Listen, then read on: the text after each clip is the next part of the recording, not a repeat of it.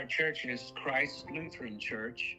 It started, the immigrants came from Germany in 1870, and they landed in Perry County, Missouri, and there was no land over on the Missouri side, so a group of the German farmers came from Altenburg, Missouri, crossed the river to the Fountain Bluff area. The original church at Fountain Bluff was 22 feet by 32 feet. It was a log cabin, and it was situated where the current Christ Lutheran Cemetery resides today. The log cabin was a church and a one-room schoolhouse together for the German immigrants that started. For instance, the Arbeiter farm was established about the same time from Henry Arbeiter. Grew out of that building of the old log cabin church and school, and in 1887 they added an addition to it and made it larger. But they grew out of that area too, and plus it flooded around that area where the cemetery is. The river would come up and flood around it, so they needed a higher place for a new church. So 5 acres was donated farther towards Nennard and Jacob, and in 1904 they built the building which we have right now. It was built in 1904, updated and remodeled many different times, but the cornerstone is still there. The church, the size of the church is original.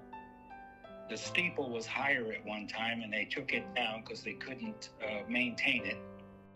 In 1958, then, they built a new school. They had an older school next to the church there in Nennard, and in 1958, they built a new brick school.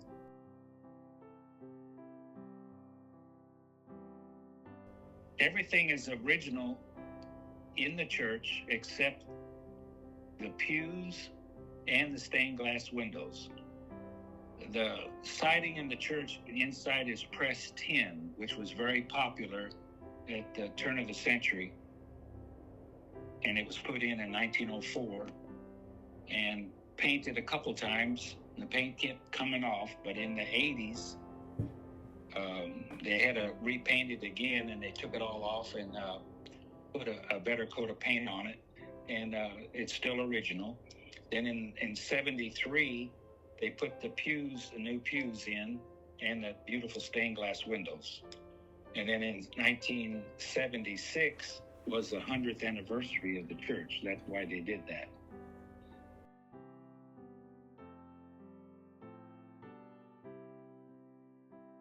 The church didn't have a basement first. So in the 30s, they decided they needed more room.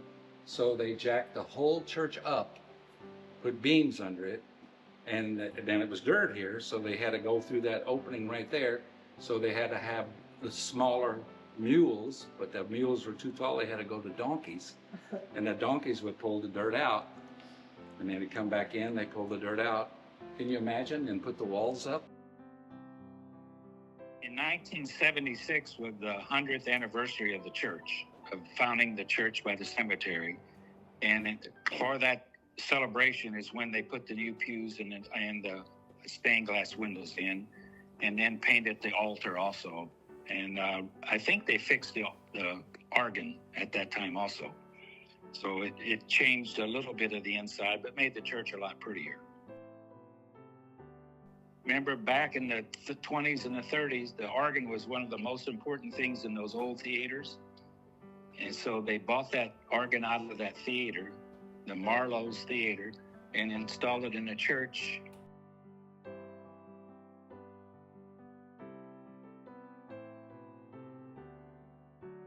It has always been the center of the community because most of the people that live around in that area were Lutheran.